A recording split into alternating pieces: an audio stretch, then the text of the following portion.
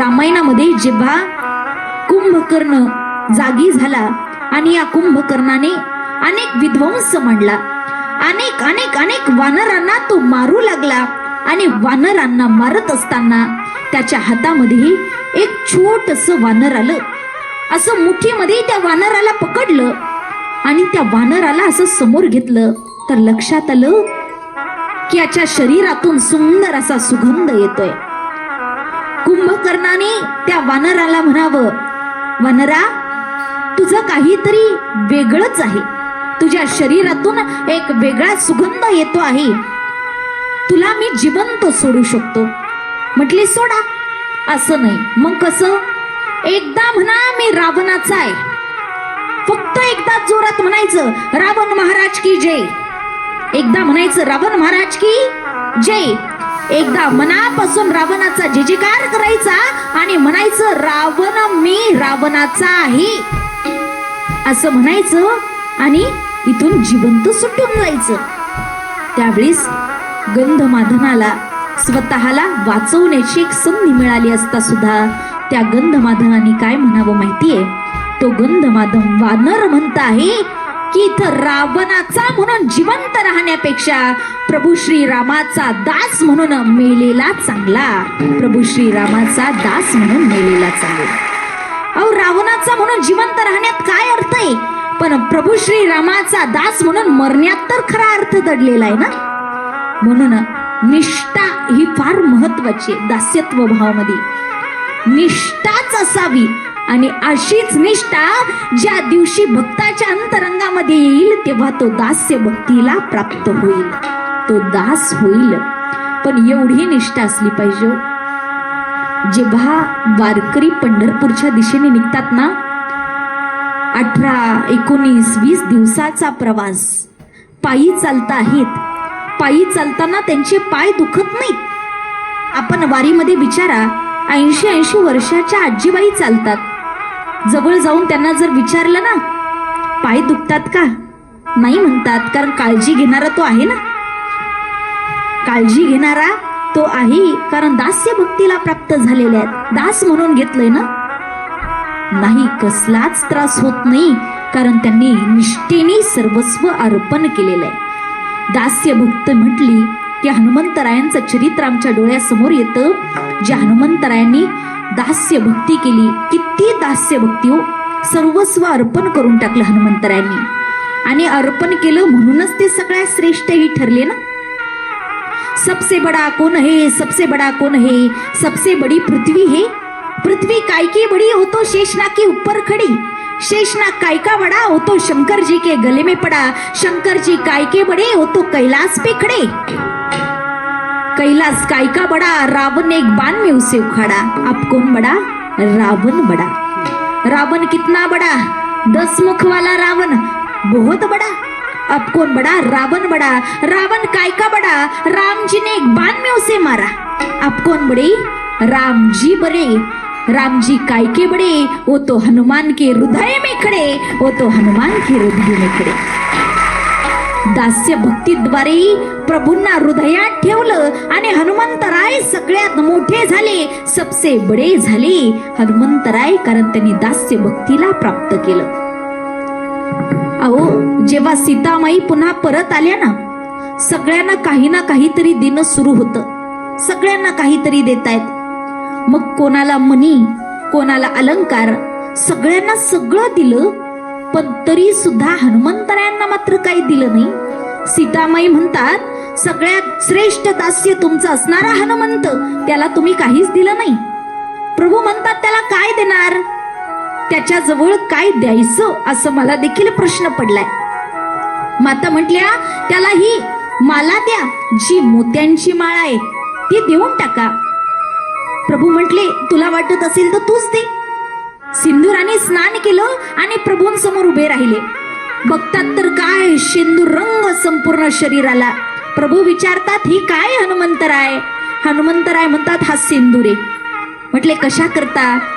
माई फक्त भंगेमध्ये भरतात, प्रेम प्रकट करतात. मी सर्वांगाला लावतोय, कारण माझं प्रेम प्रकट करायचंय ना. प्रभूलाही आनंद झाला आणि प्रभूंनी आशीर्वाद दिला की हनुमंतराय, मला तुम्हाला कायम याच अवतारामध्ये पाहायला आवडेल आणि या अवताराची जो कोणी भक्ती करेल त्या भक्ताला देखील जे पाहिजे ते मिळेल.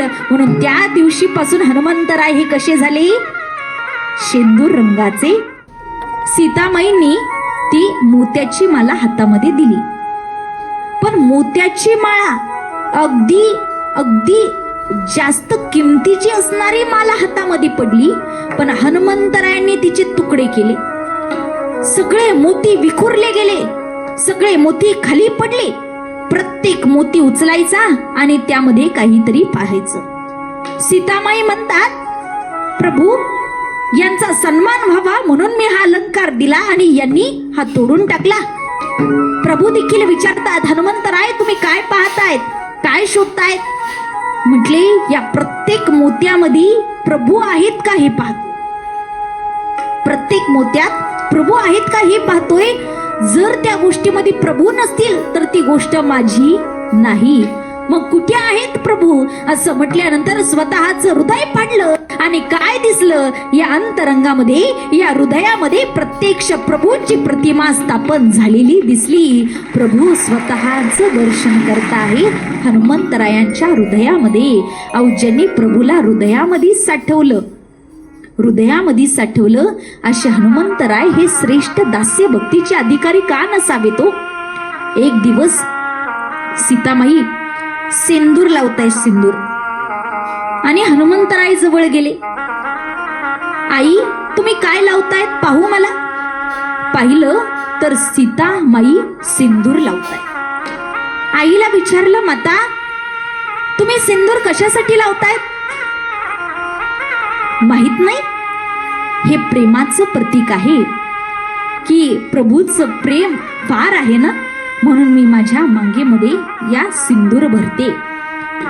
प्रभूचं प्रेम याद्वारे प्रकट होऊ शकतं म्हणून हनुमंतरायांनी सीतामाईला बाहेर जाऊन दिलं आणि त्या सिंदूराने स्नानच केलं.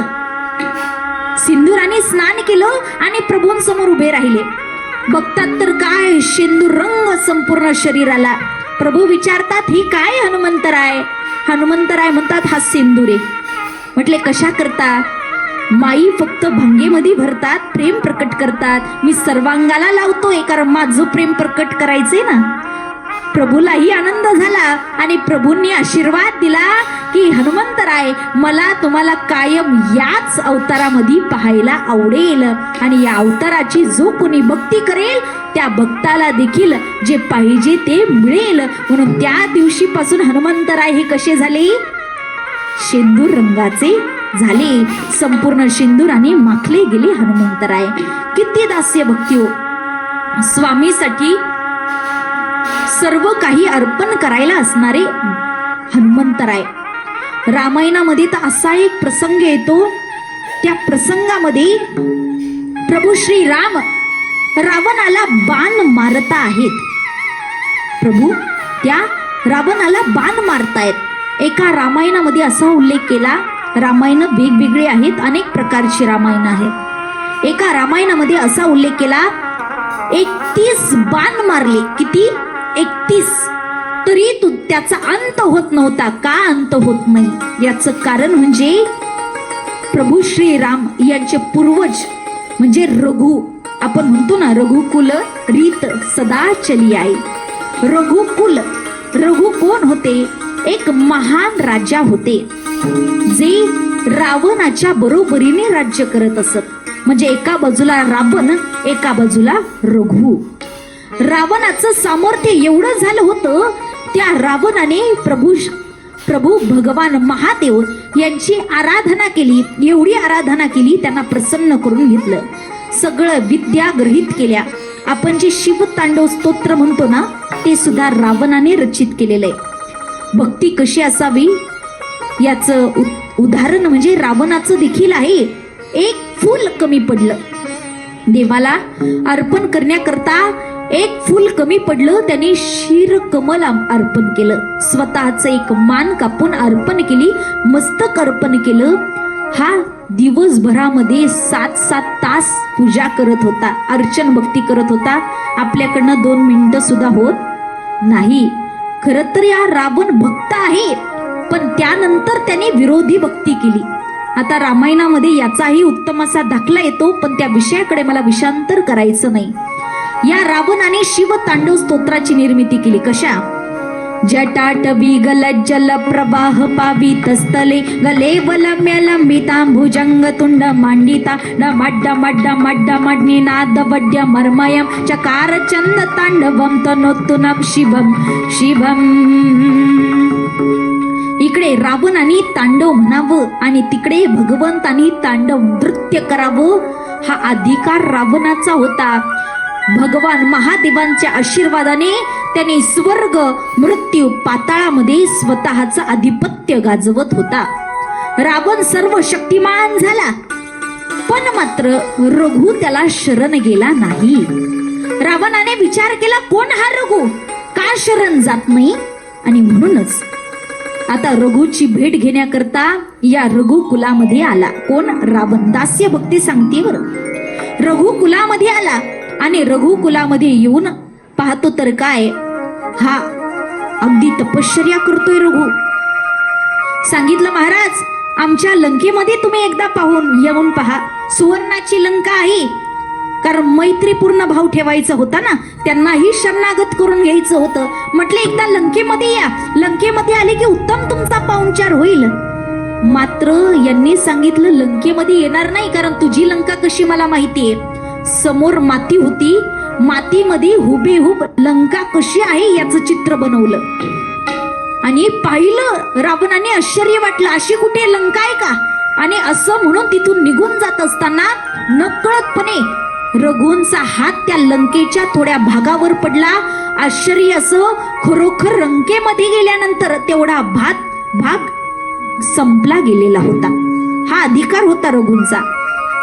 एवढा अधिकार हे आपल्याला प्राप्त होऊ शकत नाही, हा आपल्याला शरण येऊ शकत नाही. हा अधिकार कसा प्राप्त आहे? यांच्या पत्नीमुळे. मग पतिव्रता धर्माचं कुठेतरी ग्रहण लागलं गेलं पाहिजे. म्हणून रावणाने त्या रघुचं अवतार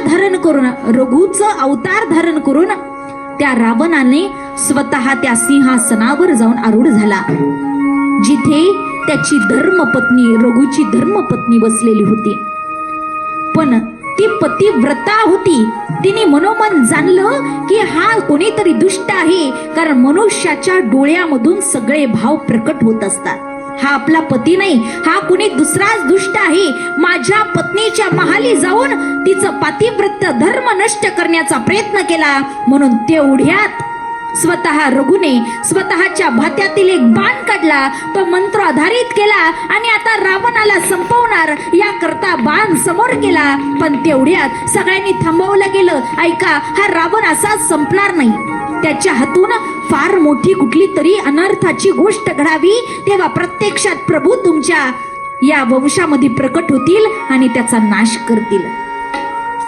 मग आता तुमच्याच कुलामध्ये प्रभू अवतरित होतील आणि त्या रावणाचा नाश करतील. पण जो बाण आहे, ज्या बाणामध्ये रावणाला संपवण्याची ताकद आहे, तो बाण तर आता लागला गेलाय. मग काय? त्यावेळेस सांगण्यात आलं, प्रभू रावणाला मारतील, पण याच बाणाद्वारे. याशिवाय दुसरा बाण नसेल. हा बाण जेव्हा त्यातून बाहेर काढला गेला, रघुकुलामध्ये ठेवला गेला, पण काही दैत्यांनी तो पळवला आणि लंकेमध्ये नेऊन ठेवला. रावण मी अमर आहे असं का वागायचा?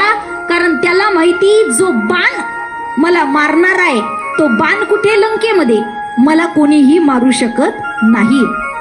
देवाने 31 बाण बांधले, 31 बाण मारले, पण रावणाचा अंत होत नाही, कारण मंत्र आधारित केलेला रघुचा बाण नव्हता. दास्य कसा असावा?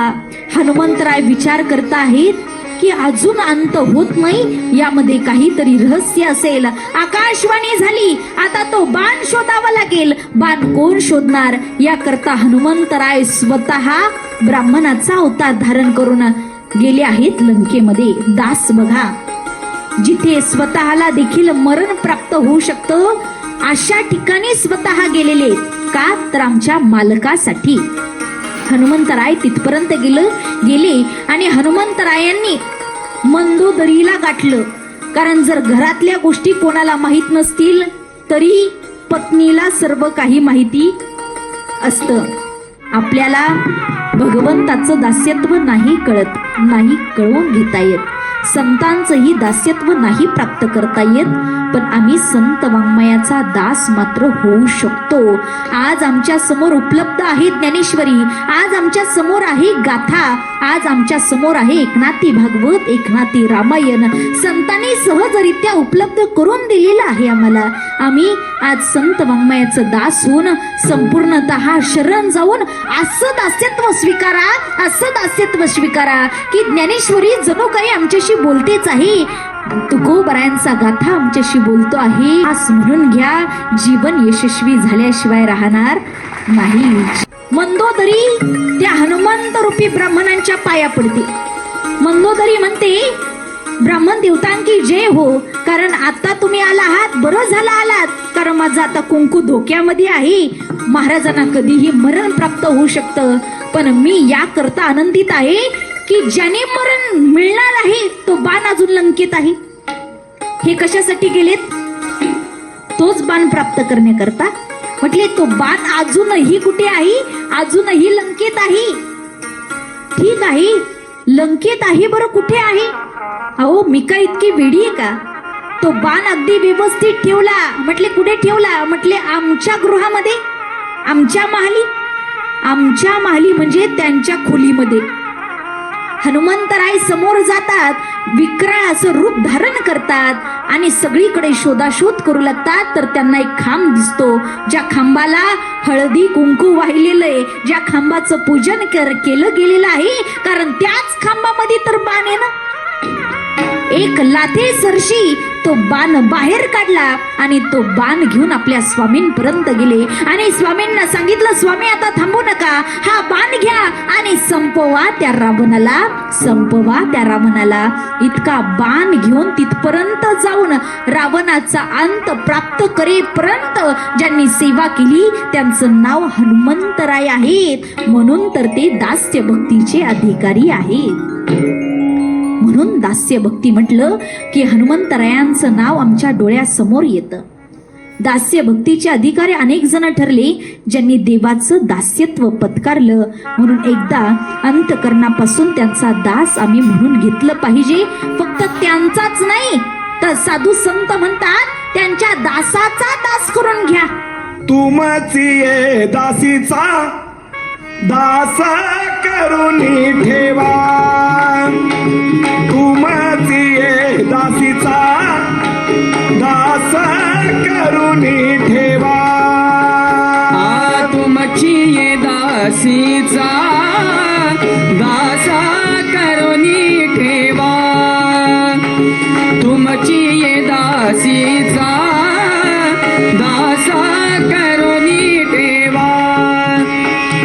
तुमची दासीचा दास करून ठेवा, आशीर्वाद द्यावा हाती माझा. तुमची दासीचा दास करून घ्यावा, आशीर्वाद द्यावा हाती माझा. नवविधा काय बोली जे हे भक्ती,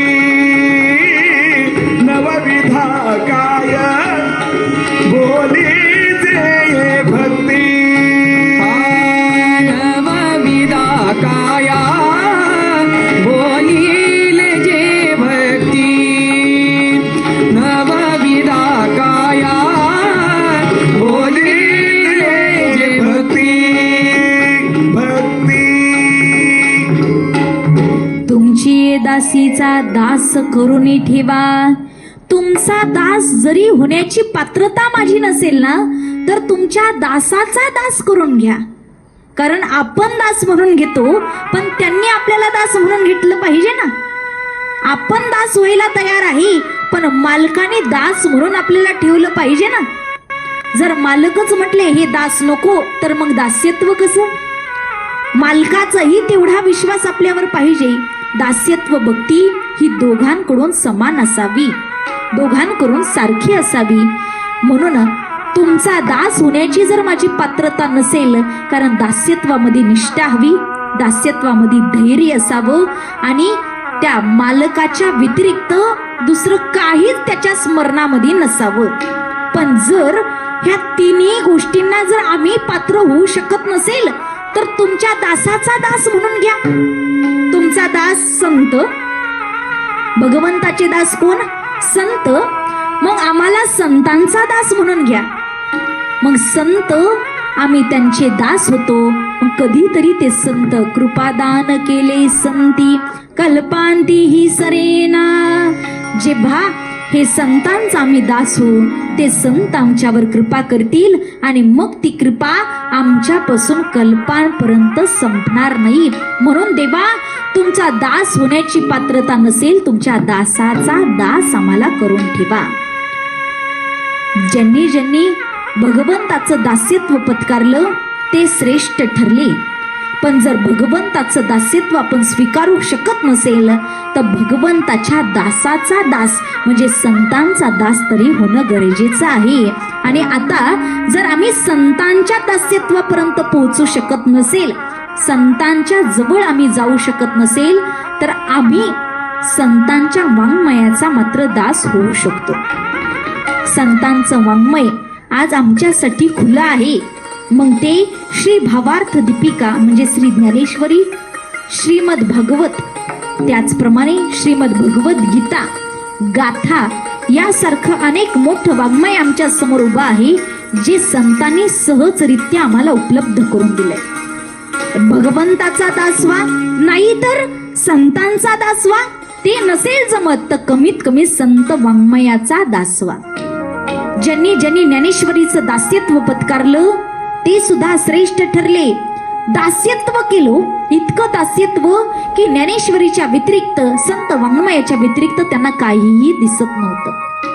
एकदा एका मुलीने एका बाबांकडे, साधू बाबांकडे सांगितलं, मला पारायण करायचं आहे, तुमची ज्ञानेश्वरीची प्रत मला देता का? त्या बाबांनी ज्ञानेश्वरी तिला दिली. अगदी स्वच्छ अशा कपड्यामध्ये गुंढाळली गेलेली ती ज्ञानेश्वरी तिला दिली आणि सांगितलं, पोरी ऐक, ही ज्ञानेश्वरी म्हणजे नुसती ज्ञानेश्वरी नाही, माझा प्राण आहे. तू पारायण करते आहेस म्हणून तुला देतो आहे, पण आई नीट सांभाळून ठेव बरं. त्या मुलीने अंतकरणापासून पारायण करावं, मात्र ज्ञानेश्वरीचं जे व्यासपीठ आहे ना ते सुद्धा ठेवावं. पण वाचून झाल्यानंतर ज्ञानेश्वरी खाली आणि व्यासपीठ वर. इकडे बाबा रात्रीचे झोपत असायचे आणि झोपल्यानंतर त्यांच्या शरीरावरती काहीतरी ओझं होतंय असा त्यांना भास व्हायचा. काहीतरी ओझं होतोय, काहीतरी ओझं होतंय. मग त्यांच्या लक्षात आलं, आपली ज्ञानेश्वरी, आपला प्राण कुठे? ते दास होते ना ज्ञानेश्वरीचे. आपला प्राण कुठे आहे? शेजारच्या घरी आहे. रात्रीच्या वेळी जाऊन पाहिलं तर खरंच त्यांच्या ज्ञानेश्वरीच्या वर व्यासपीठ आहे. मग मुलीला आवाज दिला, पोरी अगं तू माझ्या प्राणावर व्यासपीठ ठेवलंस, तिकडं माझा प्राण कासावीस होत होता. हे आहे ज्ञानेश्वरीचा दास, संत वाङ्मयाचा दास. आपल्याला भगवंताचं दास्यत्व नाही कळत, नाही कळवून घेता येत, संतांचंही दास्यत्व नाही प्राप्त करता येत, पण आम्ही संत वाङ्मयाचा दास मात्र होऊ शकतो. आज आमच्या समोर उपलब्ध आहे ज्ञानेश्वरी, आज आमच्या समोर आहे गाथा, आज आमच्या समोर आहे एकनाथी भागवत, एकनाथी रामायण. संतांनी सहजरित्या उपलब्ध करून दिलेलं आहे आम्हाला. आम्ही आज संत वाङ्मयाचं दास होऊन संपूर्णतः शरण जाऊन असं दास्यत्व स्वीकारा, असं दास्यत्व स्वीकारा की ज्ञानेश्वरी जणू काही आमच्याशी बोलतेच आहे. तुकोबरायांचा गाथा आमच्याशी बोलतो आहे. दास म्हणून घ्या, जीवन यशस्वी झाल्याशिवाय राहणार नाही, जीवन यशस्वी झाल्याशिवाय राहणार नाही. आज आपण आजच्या कथेद्वारे पाहत होतो दास्य भक्ती. नवविधा भक्तीतील 7व्या क्रमांकाची भक्ती म्हणजे दास्य भक्ती. या भक्तीद्वारे आपण पाहिलं दास्य भक्ती कशाला म्हणतात. त्यातल्या त्यात भगवंताचा दास म्हणून घेतल्यानंतर आपल्याला कुठलीही आशा राहणार नाही, म्हणून दास म्हणून घ्या. एकदा का दास झालो की आपण कधीतरी मालक होतो, याकरता शर्मिष्ठ आणि देवयानी ययातीचं उदाहरण आपण पाहिलं. आणि त्याच मध्ये स्वानंद सुख निवासी परम आदरणीय जोग महाराज आणि आदरणीय हैबत बाबांचाही उल्लेख आपण केला. मा जानकी म्हणतात, लक्ष्मणजी खरं सांगा, ती वेल किती भाग्यवान आहे ना, जी झाडाच्या आधाराने राहते आहे.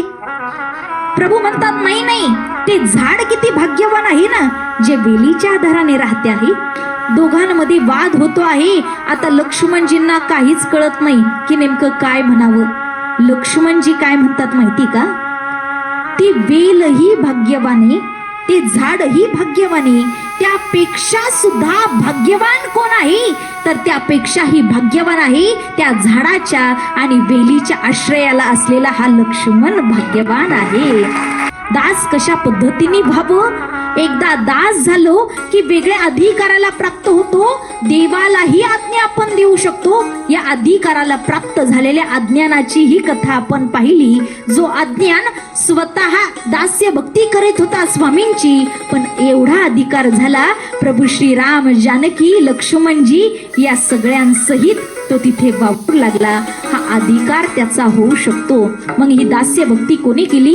ही दास्य भक्ती हनुमंतरायांनी केली. कशा प्रकारे, कशा पद्धतीने केली?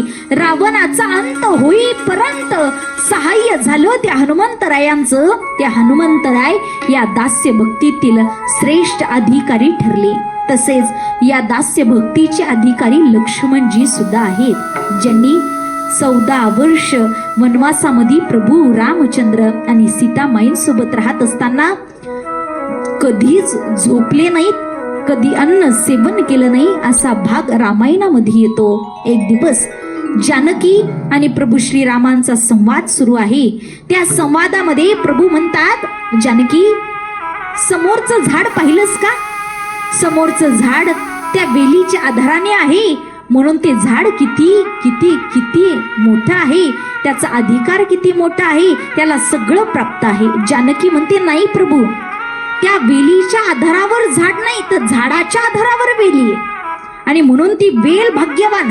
प्रभू म्हणतात, नाही नाही, वेलीच्या आधारावर असलेलं ते झाड भाग्यवान.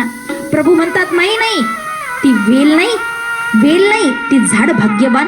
दोघांमध्ये भांडणं सुरू आहे. आणि जिथं नवरा बायकोची भांडणं होतात, तिसरा व्यक्ती आला की त्यामध्ये त्याला बोलवणं केलं जातं, त्यांना बोलवणं केलं जातं. आता तिथे वनवासात कोण आहे? समोर आहेत लक्ष्मणजी. मा जानकी म्हणतात, लक्ष्मणजी खरं सांगा, ती वेल किती भाग्यवान आहे ना, जी झाडाच्या आधाराने राहते आहे. प्रभू म्हणतात, नाही नाही, ते झाड किती भाग्यवान आहे ना, जे वेलीच्या आधाराने राहते आहे. दोघांमध्ये वाद होतो आहे. आता लक्ष्मणजींना काहीच कळत नाही की नेमकं काय म्हणावं. लक्ष्मणजी काय म्हणतात माहिती का, ती वेलही भाग्यवाने, ते झाडही भाग्यवाने, त्यापेक्षा सुद्धा भाग्यवान कोण आहे, तर त्यापेक्षाही भाग्यवान आहे त्या झाडाच्या आणि वेलीच्या आश्रयाला असलेला हा लक्ष्मण भाग्यवान आहे. हा लक्ष्मण भाग्यवान आहे. कारण वेल म्हणजे कोण होतं? वेल म्हणजे जानकी. वृक्ष म्हणजे काय? प्रभू. प्रभूंना असं म्हणायचं होतं की जानकीमुळे मी भाग्यवाने. ते म्हणायचे, नाही, यांच्या आश्रमामुळे मी भाग्यवाने. पण लक्ष्मणजींनी एकाच वाक्यामध्ये उत्तर देऊन टाकलं. लक्ष्मणजी म्हणतात, दोघे तर भाग्यवान आहेच, पण त्यांच्या सावलीला असणारे त्यांचे दास लक्ष्मणजी हे जास्त भाग्यवान आहे. तुम्ही आम्ही सहजरित्या त्यांचे दास होऊ शकतो. जसं दास्यत्व लक्ष्मणजींनी पत्कारलं, जसं दास्यत्व स्वतः भरतजी महाराजांनी स्वीकारलं. भरताला तर संत म्हटलं जातं. एवढं दास्यत्व. प्रभू वनवासाला आहेत, पण प्रभूंच्या पादुका या सिंहासनावर ठेवल्या आणि तेव्हा राज्य चालवलं. किती श्रेष्ठ दास असावा हनुमंत, किती श्रेष्ठ दास असावा लक्ष्मणजी, किती श्रेष्ठ दास ठरले स्वतः भरतजी, की ज्यांचा हेवा प्रभूंनी करावा.